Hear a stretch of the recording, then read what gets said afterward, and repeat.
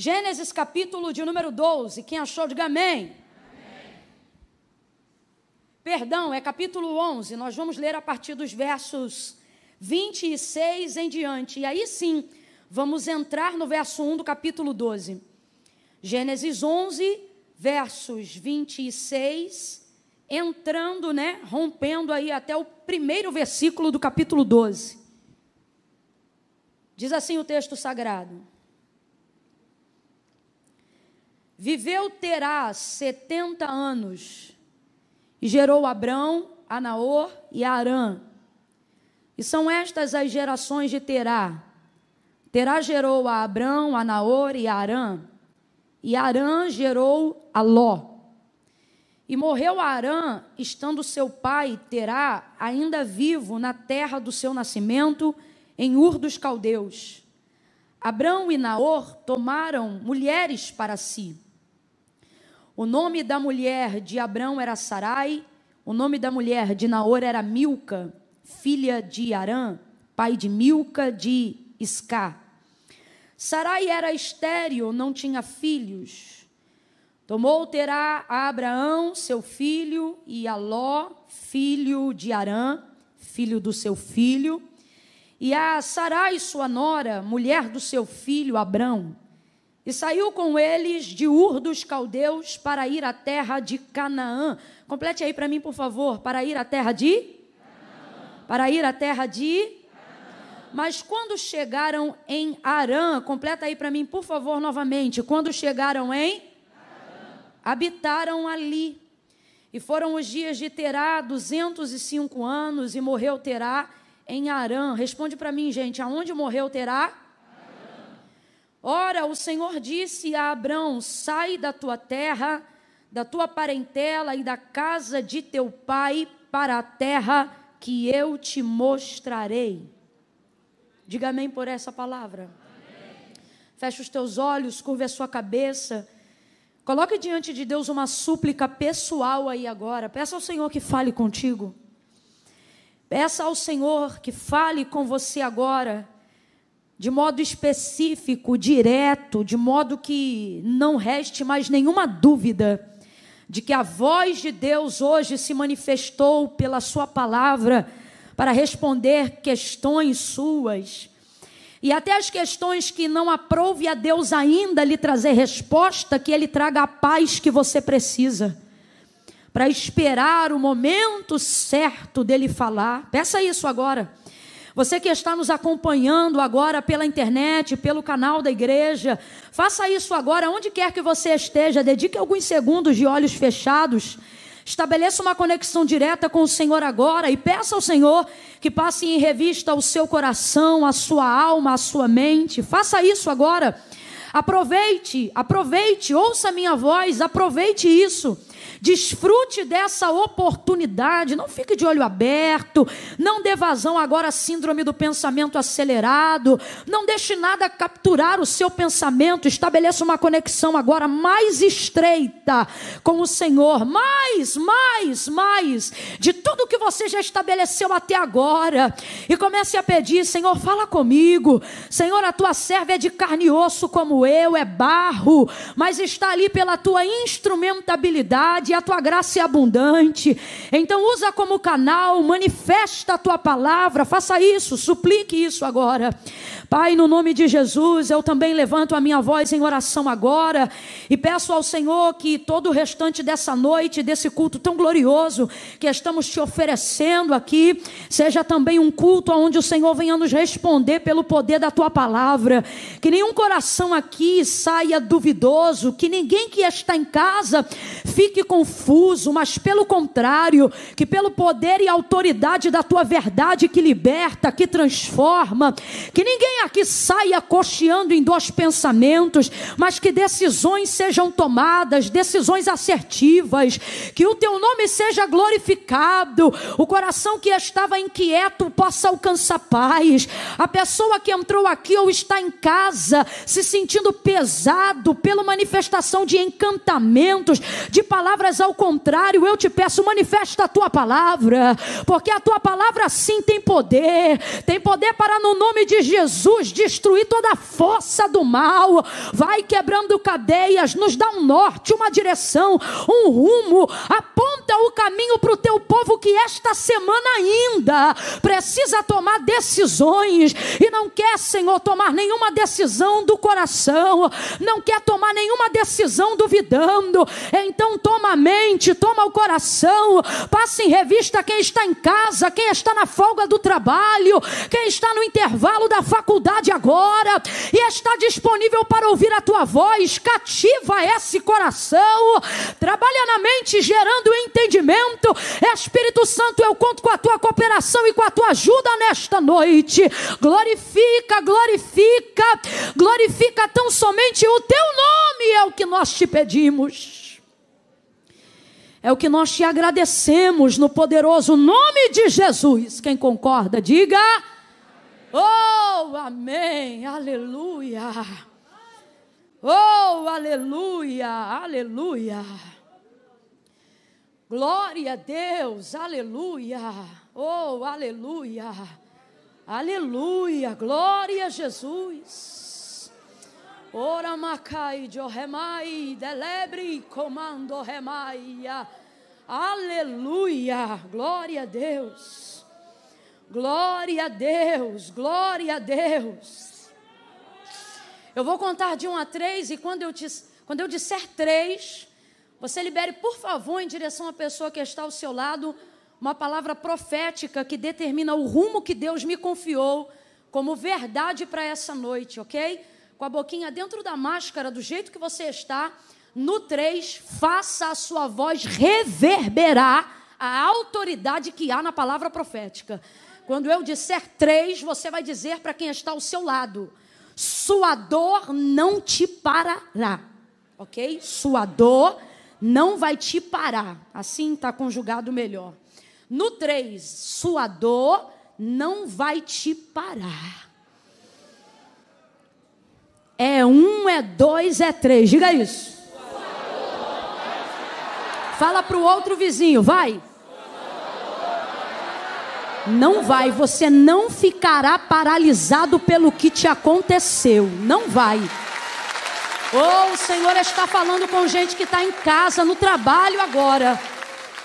Sua dor não vai te paralisar. Não vai. Não vai. Talvez ela tenha te freado. E isso é diferente, irmãos, de ser completamente paralisado. As pessoas falam muito sobre acelerar, sobre correr, sobre ganhar velocidade. Porque é muito bom, né? Você ter uma linha reta. Quem aqui gosta de dirigir e tem a oportunidade de estar numa estrada boa e perfeita, não é só um nível de adrenalina, tem também um nível de prazer, você poder colocar o carro em um nível de velocidade que te gera realização, né? Com segurança, sem buraco, sem quebra-mola, sem placa, sem pardal. Imagine uma pista tremenda, uma Ferrari na sua mão, oh meu Deus. Sentado do teu lado só o anjo do livramento, né? A gente vai embora. Então, a maioria das mensagens que a gente ouve, seja na casa de Deus ou sejam até palavras e palestras motivacionais, é bom, a gente fica feliz quando vê alguém nos dando ânimo para acelerar, para correr, para avançar, né? Mas o que a gente precisa entender é exemplo do que eu coloquei até aqui agora, falando sobre o carro. O que faz de verdade um carro não é só a possibilidade que ele te dá de acelerar. Pare para pensar que você está com uma máquina na mão incrível agora, um carro extraordinário que pode atingir, sei lá, 100, 150 quilômetros em poucos segundos, né? Pense num motor aí cheio de cavalos, né? Não sei como é que fala, antigamente falava assim, né? É assim, né? Pois então, imagine isso, porém, imagine que esse carro não tem freio. Assim é a vida. Você não pode gostar só da velocidade. Só aqui quem já precisou do freio sabe da importância do freio. Então, às vezes, a gente vê gente acelerando e quando a gente freia, a gente pensa que acabou e começa a se sentir o tempo todo atrasado em relação a todo mundo. Por exemplo, existem lugares específicos, lugares estratégicos, que para você entrar, na minha época de autoescola, a gente tinha que treinar bastante a baliza, porque ela era praticamente onde todo mundo reprovava no dia da aula. Então, tinham muitas estratégias, e o que você mais trabalha na baliza é ré e freio. E são coisas que, quando a gente usa exemplo da vida, as pessoas não querem utilizar. As pessoas, por exemplo, acham que andar de ré é sempre andar para trás, só que ré também é uma direção. Você quer ver um exemplo interessante sobre isso? Quando Agar falhou, Agar, a serva de Abraão e Sara, e ela começou a ficar rompante por causa da gravidez, que foi autorizada por Sara e Abraão, mas obviamente ela não estava preparada para lidar com aquilo. Um dia, então, ela sai errante pelo deserto.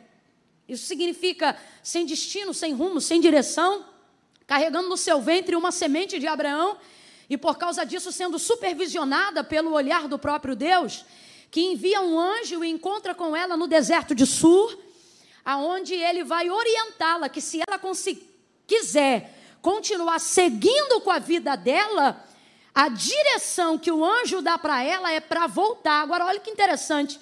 Sur significa muro. Então, esse é o mais longe que Agar conseguiu chegar no dia que fugiu. Qual foi o mais longe, Camila? O mais longe que ela conseguiu chegar foi no deserto do muro. Porque sem direção, os lugares mais longes que a gente pensa que pode chegar, na verdade, nos limitam. A gente não consegue, a partir daquele ponto, ir para lugar mais nenhum. E o anjo vai chegar ali para dar uma direção para quem outrora estava andando errante. Ela pensa que vai morrer, então ela vê o anjo do Senhor e ela diz, eu vi o Deus que me vê, ele dá água para ela. Ela fica de pé e então ele vai dar para ela uma direção. Completa aí, por favor, gente. Ele vai dar para ela uma direção. Só que a direção que ele dá é contrária ao tipo de caminho que ela desejava seguir. Até porque na casa de Abraão e Sara, o texto diz que Sara maltratava Agar. Então o anjo chega agora para Agar no deserto e diz para ela, volta pelo caminho que tu vieste. E te humilha debaixo da mão da tua senhora. Então ela está tendo que voltar para um lugar que não deixa ela confortável depois de ter fugido de lá.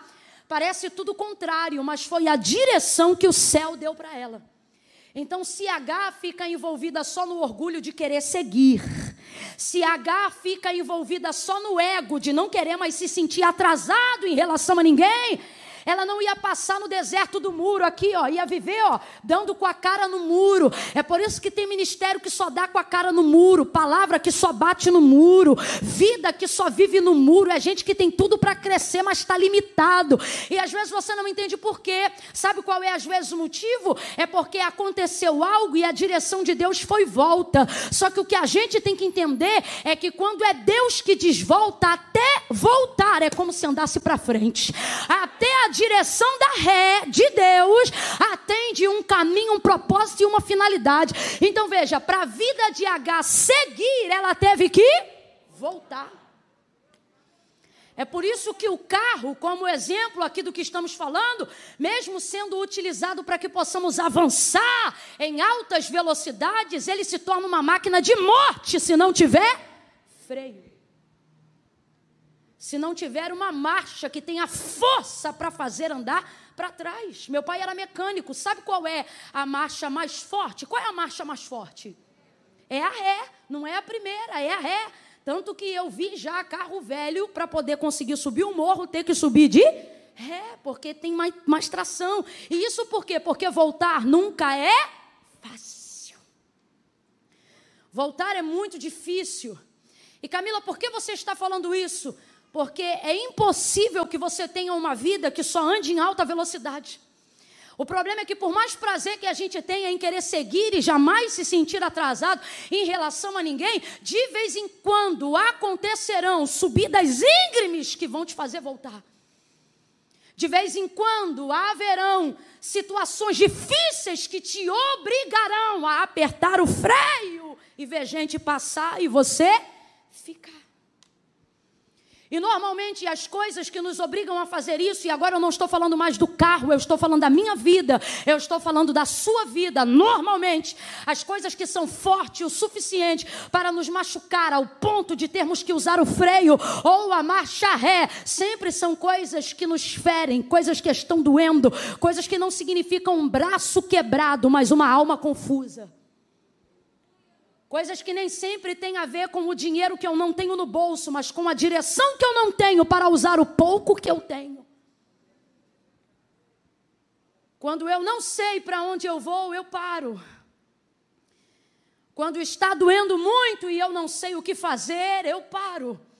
E é nesse momento que a gente para, que a gente tem a impressão que, na verdade, não haverá direção nenhuma e que não há nada que possamos fazer, mas numa atmosfera profética, irmãos, e eu estou falando isso aqui, guardada debaixo do temor do Senhor, estou sentindo muito a presença do Senhor hoje aqui, e Ele está dizendo para quem veio a este culto e para quem está agora em casa, não de pipoca na mão e pijama no corpo, até de pijama, mas está prestando atenção. Deus está indo ao encontro de pessoas hoje aqui, através da sua palavra, para dizer: tua dor te freou, mas não vai te parar.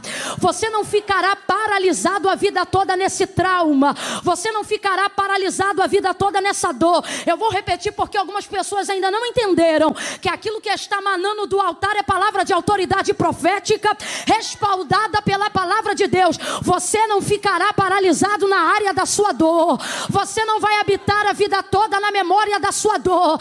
Eu sei que tem gente aqui que não tem problema de se movimentar do lado de fora. Anda de ônibus, anda de supervia, anda de metrô, anda de trem, anda a pé, anda de carro, sai de casa, faz o que tiver que fazer, mas na área de dentro está paralisado. E Deus está dizendo: porque a geografia que te parou não foi Posse, não foi Nova Iguaçu. A geografia que te parou está na tua mente.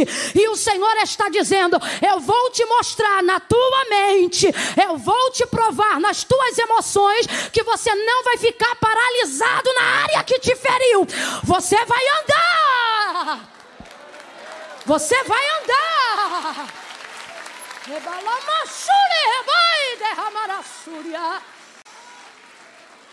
O contexto da história que nós acabamos de fazer menção, a gente vai ver Deus provando essa realidade, ou seja, tornando o que nós estamos aqui profetizando real na vida de Abrão.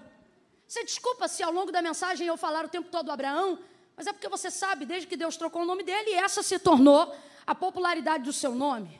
Mas aqui é ainda antes do encontro dele com a voz do Senhor. Então ele era Abrão, já casado com Sarai, que também não era Sara, era Sarai. E o texto conta que Abraão era um dos seus 3 irmãos, que seu pai Terá teve. Então, só para a gente entender, porque de vez em quando na genealogia, quando a gente lê o filho do fulano, do ciclano, do beltrano, tem hora que a gente acha que não está entendendo mais nada, mas dá para entender. Terá era pai de Abraão. Então, vamos lá, qual era o nome do pai de Abraão? Terá. Terá teve 3 filhos. O primeiro, Abraão, que é o Abrão. O segundo, Naor. E o terceiro, o caçula, chamava-se Arã. Então, vamos lá, quantos filhos Terá teve? Quem lembra o nome dos 3? Perfeito. O texto diz que Arã, justamente o caçula, o mais novo, porém, extremamente frutífero, porque o primeiro a gerar filho não foi o do meio e nem o primogênito, mas o caçula chamado Arã, que gerou então a Ló, que é neto de Terá e por então sobrinho de Abraão, aquele Ló. Mas agora você vai entender por que que Ló é tão enxertado na convivência de Abraão. E por que é tão difícil trazer esse nível de separação entre eles dois? Porque, na verdade, Ló é o filho de Arã. E Arã é o caçula que o pai Terá perdeu enquanto ele ainda era vivo. E você sabe que numa ótica biológica e até emocional, é extremamente indevido que pais sepultem seus filhos. Não que seja prazeroso um filho sepultar um pai, mas pelo menos segue o cronograma lógico da vida. É natural com que filhos sepultem os pais, mas é extremamente traumático e aterrorizante, é impensável, é o tipo de dor que só quem passa pode transmitir com realidade, a dor que é um pai e uma mãe ter que sepultar o seu filho. E foi isso que aconteceu com Terá, pai de Abraão. Ele teve que sepultar o seu filho caçula. O texto não diz qual foi a área da sua morte, porque, irmãos, existem coisas que não importa como foram feitas, só importa que aconteceram. E isso é o suficiente. Então, Arão, filho caçula, foi o que deu primeiro um filho à sua casa. Então, ele deu o primeiro neto a Terá, pai de Abraão. Depois de um tempo, então, ele morre e fica Ló, sobrinho de Abraão. Quando Arã morre, vamos lá, completa para mim, quem morreu? Quando Arã morre, Terá fica extremamente desgostoso. Ele fica, e qualquer pai aqui compreende a situação dele. Não é uma questão de ter muita força, pouca força ou muita resistência. É um golpe que a vida lhe deu e ninguém está preparado para viver esse tipo de golpe. Então, quando isso aconteceu, qual é a terra do seu nascimento? Ur dos Caldeus. É ali que todos habitam, é ali que a família está presente. Só que depois da morte de Arã, Terá não suporta. E ele precisa mudar a sua geografia. Porque o texto diz, terra do seu nascimento. Então ali eles não viveram apenas um tempo de aluguel. Ali eles não estiveram apenas um tempo de passagem. Mas ali nasceram os pais de Terá. Ali nasceu Terá. E ali nasceu também a sua geração e seus filhos. Ali nasceu o seu neto Ló. Então aonde ele olha, está ali a memória da sua dor. Para cada canto que ele observa, está ali uma lembrança que foi construída em conjunto e não isoladamente. E está extremamente difícil de administrar essa situação. Então, quando a sua geografia se torna a área da sua dor, não há nada de ilógico, é extremamente natural, compreensível e indicado. Saia dessa geografia. Mas você percebe que isso ajuda, mas não é o suficiente, porque não adianta eu sair da geografia da minha dor e levar a minha dor para onde eu estou indo. Então ele decide, eu vou sair daqui. E ele reúne toda a sua família. E ele diz, olha, nós vamos sair daqui. Vamos sair daqui, pai? Sim. E vamos para onde? Ele diz, nós vamos para uma terra muito boa, uma terra chamada Canaã. É interessante porque a gente vê Canaã tendo o nome dessa região o tempo todo atrelado à história de Abraão. Mas muito antes dela se tornar a possessão e domínio de Abraão, ela, na verdade, já era a direção e a diretriz que seu pai Terá já havia dado para sua casa. Então ele disse, nós vamos para Canaã. Arrumam então todos eles todas as coisas e saem da terra do seu nascimento. Saem da terra das suas histórias, saem da terra das suas lembranças. E existem coisas na nossa vida que não adianta você se desfazer delas do lado de fora. Por isso que é bom sair e é bom caminhar, mas é só na caminhada que você vai conseguindo se desfazer daquele processo do lado de dentro. Traça ele um destino e uma trajetória. Vão todos agora rumo a Canaã. Só que o texto diz, e não é coincidência, que indo rumo a Canaã, ou seja, eles já sabiam aonde eles queriam chegar. Complete aí para mim, por favor. Eles já sabiam aonde eles queriam? Já sabiam aonde eles queriam? E o mais difícil dessa vida, gente, não é querer saber aonde vai chegar. É saber se a gente tem combustível para chegar lá. As pessoas acham que o mais difícil é vislumbrar o futuro. Não. O mais difícil é traçar uma rota que torne o futuro presente. Eu vou falar algo aqui que não é romântico, mas é bom que tenhamos um choque de realidade para que sonhos se concretizem. Camila, eu não entendi desse jeito. É bom que tenhamos um choque de realidade para que sonhos se cumprem. O que eu quero lhe dizer é que não é difícil você saber aonde você quer chegar. 80% das pessoas que estão aqui, se tivéssemos com ela um diálogo, uma entrevista de 5 minutos e perguntássemos a ele ou a ela, meu irmão, qual é o seu sonho? Ele não teria dificuldade, talvez até vergonha, mas mais dificuldade de saber qual é o sonho dele, ele não teria. 80% das pessoas aqui têm um sonho. 80% das pessoas aqui têm um vislumbre do que desejam ter no futuro. Eu não estou falando sobre capacidade para ter. Quando você pergunta para uma criança o que ela quer de Natal, o que ela quer de presente, ela não sabe, por exemplo, quanto custa uma passagem para Disney. Ela só olha e diz, eu quero ir para Disney. Então nós estamos falando de um campo lúdico de sonhos. Quando você pergunta para alguém sobre um campo de possibilidades, ou você nunca se imaginou rico na vida? Rapaz, esse negócio de imaginação, isso é tão forte, que eu me lembro que lá em casa, quando a gente se imagina bilionário, a gente começa a brigar por um dinheiro que nem existe. A gente começa, não, porque eu ia ter isso, eu ia fazer aquilo, aí o outro se mete no sonho do outro, diz assim, mas tu é muito burro, tu não tinha que fazer isso, tu tinha que fazer aquilo, o dinheiro é meu, eu faço o que eu quiser. Eu digo, calma, gente, o dinheiro não existe. Porque num campo aonde tudo é possível, aonde eu falo de sonho, aonde eu quero chegar, não é difícil colocar isso em palavras, não é difícil colocar isso em sentimentos, difícil é tornar essa trajetória uma realidade. Então é sobre essa perspectiva que eu preciso lhe dizer algo. Para a realização de um sonho, você precisa de muito mais do que um sonho. Falamos de sonhos e nos lembramos na hora, por exemplo, de José. Lembramos-nos dos seus irmãos rotulando ele, dizendo, és lá, vem o sonhador mó. Porque ele teve 2 sonhos. Quantos sonhos? 2 sonhos apenas que ele contou ao seu pai e aos seus irmãos. Sonhos esses que ele não sonhou por vontade própria. Sonhos esses que eram vislumbres proféticos de onde Deus o colocaria.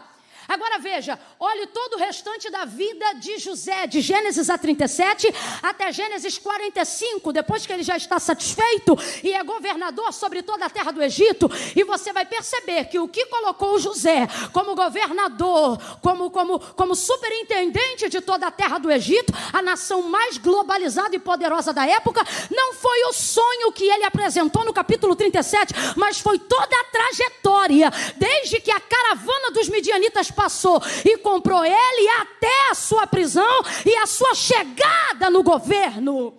Então preste atenção, dizer aonde eu quero chegar não é difícil. Difícil é acreditar que existem caminhos que vão me fazer chegar lá. Olhe para quem está ao seu lado agora e diga para essa pessoa, existem caminhos. Não, está fraco, diga, existem caminhos. Eu não vim aqui te desanimar não, eu só vim dizer a forma correta de fazer. Existem caminhos de ser quem você deseja ser. Existem caminhos para chegar aonde você quer chegar. Existem possibilidades reais e tangíveis para você se tornar realizado, realizada na área que você deseja. Existe uma ponte que te liga ao teu presente e ao futuro que você deseja ter. Existe um meio que te faz chegar aonde você deseja chegar. É por isso que você não pode sobreviver só pelo desejo de chegar, mas você precisa ter força e ter ânimo. Para quê, Camila? Para chegar? Não, para aguentar a viagem. Porque é na viagem que o seu coração vai se revelar. É na viagem que você vai perceber que não era tão forte quanto imaginava. É na viagem que você vai conhecer pessoas que não estavam no plano. É na viagem que você vai ser traído, talvez vendido. É na viagem que o pneu estoura. É na viagem que o combustível acaba. É na viagem que imprevistos acontecem. Só que quando o sonho é real, o que acontece no caminho não te para. Oh, meu Deus do céu! Terá sai de casa tão animado, terá sai de casa tão feliz, terá sai de casa tão focado, leva a família inteira e ele traça uma rota. Completa aí, meu povo, ele traça uma. Só que na rota que ele traçou, na geografia que ele traçou, ele coloca no seu GPS uma parada num lugar que se chamava Arã. Qual era o nome do filho que morreu? Qual era o nome do lugar que ele parou? Arã. Pode deixar aqui, pode deixar. Arã. Não é coincidência. Na rota do lugar que você quer chegar, você vai encontrar com coisas que te lembram do que você quis fugir. Por que, Camila? Porque Deus ajuda a mudar a sua geografia, mas não faz mágica para você esquecer do seu trauma. Qual é a forma que Deus trata do meu trauma? Não é jogando no mar de esquecimento, é me dando condições de administrar a minha dor. Não significa que você não vai sentir mais, só significa que sentindo ou não sentindo, você vai continuar caminhando. Eu não vim contar uma mentira para você e nem me aproveitar de um ambiente profético, onde a gente sabe que acontecem coisas sobrenaturais, para dizer que Deus vai arrancar da tua mente o luto, para dizer que Deus vai tirar de você a memória das pessoas que você amou, para dizer que você jamais vai se lembrar quando foi traída pelo seu marido, para dizer que você jamais vai se esquecer da empresa que você tinha e que faliu. Eu não sei qual é a área da sua dor, eu não sei quem você sepultou, eu não sei qual é o tipo de tristeza que a sua alma foi marcada, mas está numa atmosfera espiritual, não traz de você desmemoriamento. E por que mesmo assim você entra nesse sobrenatural? Porque aqui, irmãos, tem tanto poder, tanto poder, tanto poder, que eu não preciso esquecer para continuar, eu só preciso aprender a administrar. O que é isso? Eu vou lembrar, mas vou chegar assim mesmo. Eu vou lembrar, mas não vou parar de caminhar. Deus trouxe gente hoje aqui para dizer: você não vai habitar na memória da tua dor. Eu vou te arrancar de lá, Abraão.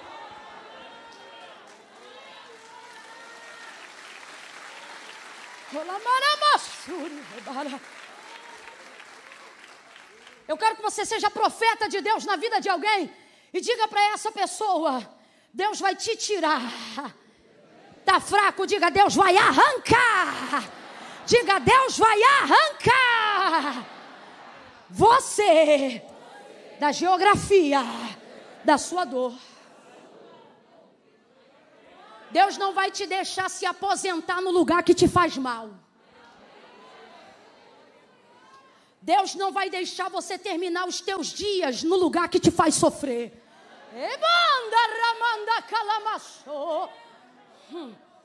Deus não vai deixar o teu legado perecer aonde você foi maltratado. Quando ele, indo em direção a Canaã, se depara com uma região que chamava-se Arã, o texto diz que ali ele arma a sua tenda. Não arme a sua tenda nos lugares que te lembram da onde você quis fugir. Você já caminhou tanto, caminha mais um pouco. Pernoita em outro lugar. Mas não se permita parar no lugar que você pediu a Deus forças para sair. Está entendendo o contraponto, gente? Está entendendo a analogia? Não era bom armar tenda ali, mas era muito familiar. O texto não diz que era cansaço, nem fome, nem água. Simplesmente, ao chegar em Arã, armou ali a tenda. Porque existem coisas ligadas no nosso cognitivo, na memória da nossa alma, no subconsciente da nossa mente, que fazem a gente identificar determinados ambientes como familiares, que fazem a gente ter a sensação de que estamos prontos para repetirmos história. Só que Deus trouxe alguém hoje aqui e Ele está dizendo: eu não te chamei para repetir história. Então eu até entendo, o pai de Abraão terá, e isso não é uma crítica, porque como eu disse, só quem viveu essa dor que sabe. Eu entendo ele ter armado a tenda ali para passar, mas não conseguir sair de lá. Ele ficou, e como ele ficou, todo mundo fica. Porque a família saiu junto e está andando junto. Só que o texto vai dizer que ali ele parou e ali ele também morreu. E depois de morrer, e de Abraão obviamente ter honrado a memória e o compasso do seu pai, o texto diz que ele também habitou ali. E ali agora se tornou a terra da sua possessão, a terra da sua família, a terra da sua parentela. Ao contrário do que as pessoas pensam, o Senhor não tirou Abraão necessariamente da terra de Ur dos Caldeus, mas especificamente de Arã, o lugar onde morreu seu pai. E ali ele ficou revivendo uma situação, uma trajetória, uma dor que tinha a ver com ele, mas esta não é a história dele. O texto começa dizendo que esta história é do seu pai. Você está entendendo o que Deus está falando? Existem coisas que serão inevitáveis de você passar, porque tem a ver com o ambiente que você foi inserido, com os relacionamentos que você criou. Mas Deus está dizendo, isso foi um freio, agora não queira reviver uma história que não é sua. E a voz do Senhor se manifesta a Abraão.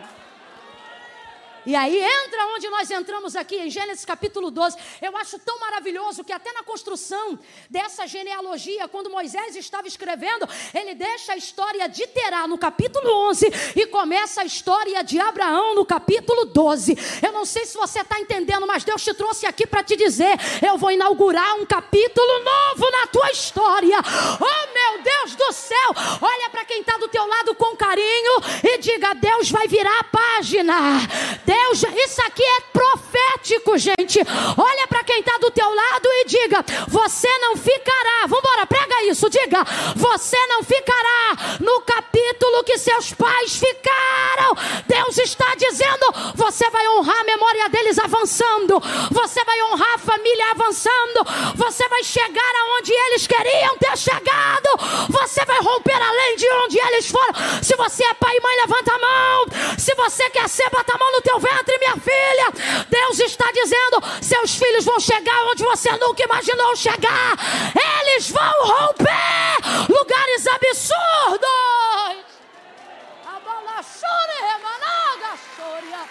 Aleluia! Oh glória! Você tem que ter uma conversa na tua casa. Se seus filhos são pequenos, conversa com eles. Fala qual é o futuro da tua família. Fala onde você deseja chegar. Fala qual foi a direção que Deus deu para a tua casa. E deixa claro para ele dizendo, ó, eu vou aqui, ó. Mas se acontecer qualquer coisa no caminho, você está habilitado para ir além. Eu estou liberando isso aqui na autoridade do Espírito Santo de Deus. Você vai além daquilo que te feriu. Você vai além da memória da sua dor. O que paralisou sua hereditariedade não vai paralisar você. O que a tua hereditariedade não viveu, você viverá.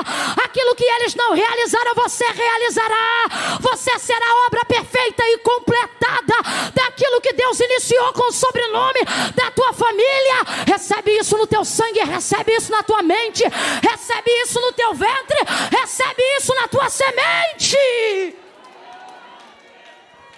Você vai além. Você vai além. Você vai além, você vai além, você vai além. Oh meu Deus, aponte para alguém e diga, você vai além. Agora não seja só profeta para ele, seja para você também. Bata no seu peito e diga, eu vou além, eu vou além, eu vou além. Os que esperam no Senhor renovarão as suas forças, subirão com asas como de águia, correrão e não se cansarão, caminharão e não se fatigarão. Os jovens certamente se cansarão, os mancebos serão apressados e cairão, mas você é a águia do Senhor, você é serva montês, você vai além, irmão.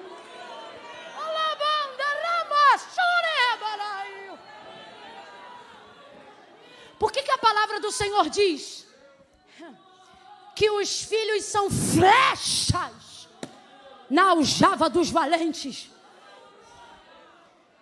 Terá foi muito valente. Saiu de uma terra que ele tinha tudo para uma terra que ele ainda precisava conquistar. Foi valente. E foi visionário. Porque o texto não diz que Deus falou com ele, mas quando Deus fala com Abrão, dá a rota que honrava a memória do pai. Ou seja, era um homem que tinha direção.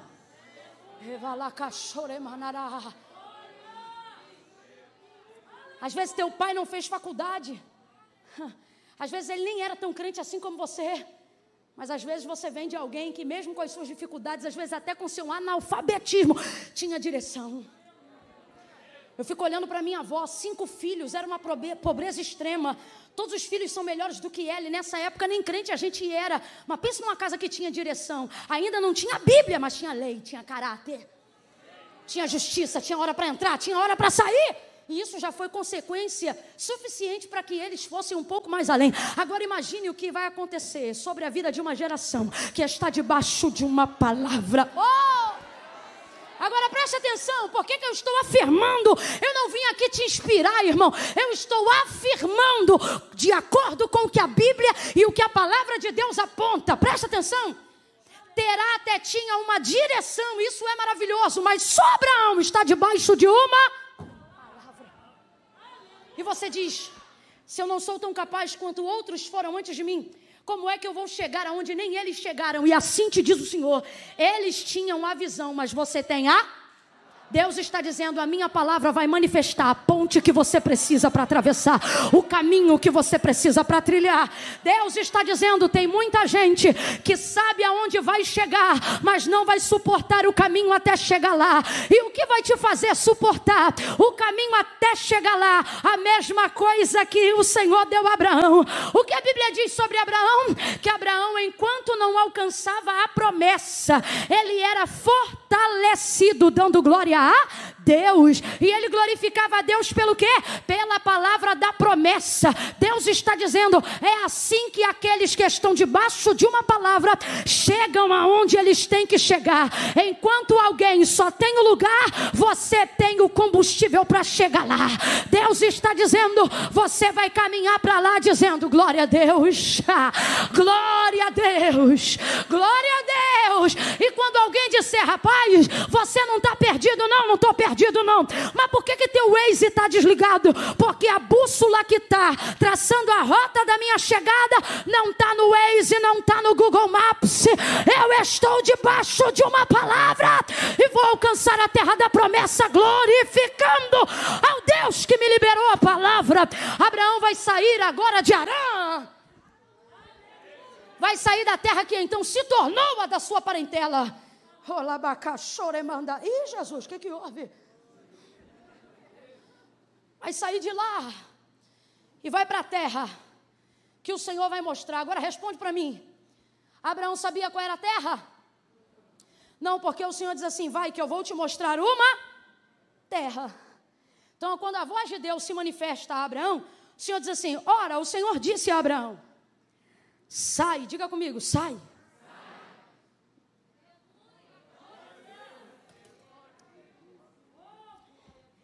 Sai da onde? Você conhece esse texto de cor. Sai da tua. Sai da tua. Terra, sai da tua. Parentela, sai da casa do teu pai. E vai para a terra que eu te mostrarei. Falou qual é a terra? Mas mesmo assim disse, sai. É por isso que a régua da fé mora na casa de Abraão. Deu-lhe garantia da terra, mas lhe falou qual era a terra? Não, mesmo assim, Abraão saiu da onde estava e foi para a terra que Deus ia dar. Já parou para pensar que no texto seguinte, Deus começa a abençoar? Só que presta atenção. Você vai ver aqui 2 verbos imperativos. O primeiro é sai e o segundo é vai. Presta atenção. Primeiro sai e depois você vai ver um vai. Mas o primeiro, ou seja, antes do vai, Deus diz. O problema da gente é que a gente quer analisar a direção. Se o Senhor chega hoje para uma meia dúzia e diz, vai para a terra que eu vou te mostrar, sai da tua e vai para a terra que eu vou te mostrar, ele ia perguntar, mas eu tenho que ver primeiro a terra. Para quê? Para saber se vale a pena sair da onde eu estou. Aí você diz, eu não faria isso não, Camila, mas eu penso, talvez você esteja fazendo e não está percebendo. Sabe por quê? Porque você está tão apegado a essa terra, que você pensa assim, essa terra é minha, e de fato é. Isso aqui, irmão, é escritura lavrada na mão, em prol de um lugar que eu não sei nem se tem casa, porque ele só está garantindo a terra. Só para a gente entender. Mas antes de Deus dar a direção e mostrar qual é a terra, primeiro Deus afere a entrega, a obediência. Então preste atenção. Vai tipifica a direção, sai tipifica a obediência. Olha o que Deus está dizendo. Primeiro eu te dou um sai, só então depois eu te dou um vai. Mas a gente não, a gente quer logo um vai para saber se sai. E Deus está dizendo, não, no meu tratamento contigo, quer terra boa, quer viver milagre, quer ir além da sua dor, quer romper o que seus pais não viveram, não para assombrar deles, mas para honrar a memória da tua família. Então entenda isso, antes de eu te dar um vai, primeiro eu vou te ordenar um sai. Deus está dizendo a alguém, sai primeiro que eu te digo depois. Agora o que Deus está pedindo para Abraão não é fácil não, gente, olha isso. Sai da tua terra, sai da casa de teu pai, sai da tua casa. Tudo que Abraão tem e aonde ele está é dele. Completa aí para a gente encerrar tudo junto. Tudo que Abraão tem e aonde ele está, tudo é? Só que Deus está dizendo, sai do que é teu. É isso que Deus está dizendo para ele. E em contrapartida Deus está dizendo, vai para o que é meu. Mas o que é do Senhor? Isso você só vai saber depois que você... Ai, é muita fé. É muita fé. Olha como é que o aplauso fica fraquinho. É muita fé. Agora, para quem conhece as coisas de Deus, sabe que a proposta de Deus é infinitamente melhor do que a garantia de Abraão. Porque o que Deus está dizendo para ele é, sai do que é teu e vai para o que é meu. Agora isso aqui é pura educação. Você não vai conhecer nenhum outro Deus educado como nosso Deus. Porque o salmista, ele afirma, do Senhor é a terra, a sua plenitude, o mundo e aqueles que nele habitam. Então presta atenção, a terra que Deus diz que é de Abraão, na verdade é de quem? É de quem? É tudo de Deus. Porque o que Deus está querendo de Abraão não é terra, é renúncia. Lembra quando ele disse assim, me entrega o teu filho, o teu único filho, aquele a quem tu amas, Isaque. Ele sobe ao Moriá, um dos montes de Moriá, e ele vai agora sacrificar Isaque. Agora, o nosso Deus não é Deus de homicídios, não é Deus de sacrifícios humanos, todavia é um Deus que atesta a tua obediência até o limite. E ele chega para Abraão e lhe faz esse pedido, porque certamente Isaque estava tomando no coração de Abraão um lugar que não deveria ser dele. Ele diz, eu vou fazer isso para provar o seu coração. Quando ele vai, Abraão não sabe disso. Nós que lemos o texto sabemos disso. Quando ele vai imolar Isaque e acutelar o menino para sacrificá-lo diante do altar, a voz do Senhor brada a Abraão desde o céu, dizendo, Abraão, não faça isso. E eu imagino a confusão temporária da mente de Abraão, pensando, como não faça isso, se eu só estou fazendo isso porque o Senhor me pediu? Então ele disse, agora eu sei, mas espera aí, Deus é onisciente? Se Deus é onisciente, Deus já sabia do que ele faria, sim ou não? Já sabia do que ele faria, sim ou não? Era Abraão que precisava saber qual era o lugar que Deus devia ocupar, e não Deus que estava querendo saber. Então preste atenção, quando Deus pediu Isaque, não é porque ele queria tomar Isaque, é porque ele queria trazer de volta Abraão. Tem coisas que Deus nem quer tirar da gente. Tem coisas que ele só quer provar para saber o quanto a gente está disposto a entregar. Deus não precisa de Isaque. Deus só está querendo colocar o coração do Abraão no lugar de novo. A mesma coisa é a terra. Deus não precisa da terra de Abraão para nada. O que Deus está pedindo não é terra, é renúncia. É por isso que Deus está dizendo para quem está aqui, quando eu peço o seu carro, eu não preciso de carro. Quando eu quero andar, eu subo nas asas do vento. Eu monto em 2 querubins e eu passeio sobre o globo da terra. Quando eu peço alguma coisa na sua casa, não é porque eu preciso de sofá. Quando eu mando você desligar a televisão, não é porque eu sento para ver jornal. Eu sou a enciclopédia que o futuro ainda não conheceu. Eu não preciso do que você precisa para nada. A única coisa que eu estou fazendo é te mandando sair de onde você está. Para quê? Porque a única coisa que eu quero é o seu coração. Mas não adianta vir contar mentirinha nem caô na igreja para dizer, se ele está falando isso eu sempre soube. O que Deus quer é o meu coração. Mas o único jeito de Deus botar meu coração no lugar é removendo ao meu redor as terras que eu frequento. É mexendo nas coisas que eu tenho. É entrando nos lugares que eu gosto e sabendo se ali tem lugar para Ele. Todas as vezes que Deus quer provar o coração de um homem, Deus não toca no seu coração, Deus toca nas suas coisas. Por isso, para trazer Isaac, Deus não queria Isaac, Deus queria Abraão. Mas como é que Ele toca em Abraão? Tocando em quem? Pedindo quem? Agora eu vou te provar o valor de uma obediência irrestrita ao Deus de Israel. Abraão não quer nem saber qual é a terra, mas está interessado em saber quem é Deus. Ele crê na palavra e sai da terra. Sai com tudo e com todos.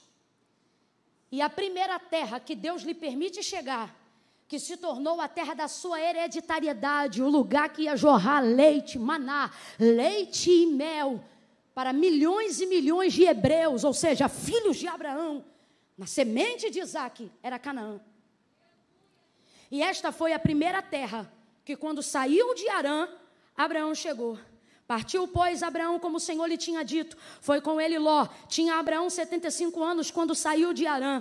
Abraão levou consigo Sarai, sua mulher, e a Ló, filho de seu irmão, e todos os bens que tinha adquirido, e as almas que lhe haviam sido acrescentadas em Harã. E saíram para a terra de Canaã, e chegaram lá. Seja profeta para uns 3 e diga: você vai chegar. Quando você obedecer, você vai chegar. Se você obedecer, você vai chegar. Camila, qual é o passe de entrada para quem quer chegar? Dá a Deus o passe da renúncia. Dá a Deus o bilhete da renúncia. Camila, quanto custa os meus sonhos? O preço de chegada no lugar da sua realização depende do tamanho da renúncia que você está disposto a entregar no altar de Deus. Sai ele de Harã e chega em Canaã. Eu imagino Abraão chegando em Canaã e pensando: cheguei aonde eu tinha que chegar. Só que quando ele chegou lá, no lugar que seu pai tinha desejado chegar, ele não chegou. E agora ele chegou por direção do próprio Deus. A primeira coisa que ele faz, antes de armar uma tenda, ou seja, antes de armar uma casa, a primeira coisa que ele faz é erguer para Deus um altar. Para agradecer por ter chegado. As primeiras atitudes que você toma no lugar que você chega determina aonde você ainda pode chegar. Por Abraão ter armado primeiro um altar ao invés de uma tenda, Canaã, que foi destino de muitos, para ele foi só lugar de passagem. Agora você vai entender, sabe por quê? A coisa que Deus mais deu a Abraão foi terra. Deus deu a Abraão mais terra do que filho, Deus deu a Abraão mais terra do que servo, Deus deu a Abraão mais terra do que ouro, Deus deu a Abraão mais terra do que prata, Deus deu a Abraão mais terra do que joia preciosa, Deus deu a Abraão muita terra. A coisa começou assim, ó: aonde você pisar a planta do seu pé eu vou te dar. Cadê os rapazes aqui? Pode subir para a gente começar a encerrar junto. Isso. Vai, primeiro sai, que Deus dá para a gente um vai. Ó, o que mais Deus deu a Abraão foi terra. E quando ele começou a caminhar com o Senhor se dirigia a ele dizendo assim, preste atenção na segunda promessa depois de Gênesis 12. O Senhor dizia assim para Abraão: Abraão, aonde você pisar a planta do seu pé, ali eu vou te dar por herança. Ali será a possessão sua e da sua herança. Sabe o que Deus está dizendo? Eu não vou dar só para você, não. Eu vou dar para você, para os filhos dos teus filhos, para os filhos dos teus filhos e para os filhos dos seus filhos nos teus filhos. Só que Abraão foi caminhando, aonde ele pisava Deus ia dando, aonde ele pisava Deus ia dando. Abraão parece pastor que abre igreja, né? Aonde ele ia pisando Deus ia dando, aí Deus dava ele saía, Deus dava ele saía, Deus dava ele saía, ele ia pisando. Aí ele foi envelhecendo, conquistando. O primeiro termo atribuído à riqueza antes de Jó, porque não conseguimos classificar a temporariedade de Jó, o primeiro termo atribuído à riqueza na Bíblia dado a um homem foi a Abraão. Porque, irmão, o que o pastor Amarildo estava falando aqui é muito sério. Vê um homem de fé, saiba que há ali um homem próspero. Olha isso. Aonde ele pisava, Deus dava. Onde ele pisava, Deus dava. Mas ele foi envelhecendo e já foi lhe faltando pernas para pisar a muitos lugares. Deus não deixou de dar a ele terra quando ele não tinha mais pernas. Por quê? Porque Deus não trabalha com o homem só onde ele pode pisar, mas o que ele é capaz de ver. Então depois de um tempo Deus já não dizia para Abraão: aonde você pisar eu vou te dar. Não, Deus dizia para Abraão quando ele chegava numa terra: Abraão, levanta a tua cabeça. Levanta a tua cabeça e olha o mais longe que você puder. E aí ele já não diz aonde tua perna pisar, ele diz aonde a sua vista alcançar, aonde a sua visão, é a tradução correta, aonde a sua visão alcançar, ali eu vou te dar. Deus está dizendo: tem lugar que você não vai herdar com a sua perna, tem lugar que você não vai herdar com as suas mãos, tem lugar que é a sua visão que vai te fazer tomar posse do milagre. Aí Deus diz para ele: Abraão, aonde você aguentar ver, ali eu vou te dar por herança. Oh, toque uma coisa assim mais forte, com cara de posse de terra, com cara de exército que vai entrar para tomar posse de uma terra. Deixa eu ouvir o baixo. Eu quero coisa forte. Não quero assim, quero outra coisa. Vamos mudar o termo aí. Jesus, ora por mim.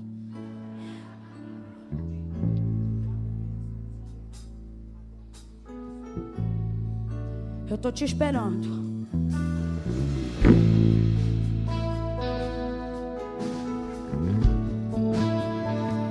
Ore bacachore mandaravas. Pare de me julgar. A palavra do Senhor diz que Deus habita no meio dos louvores.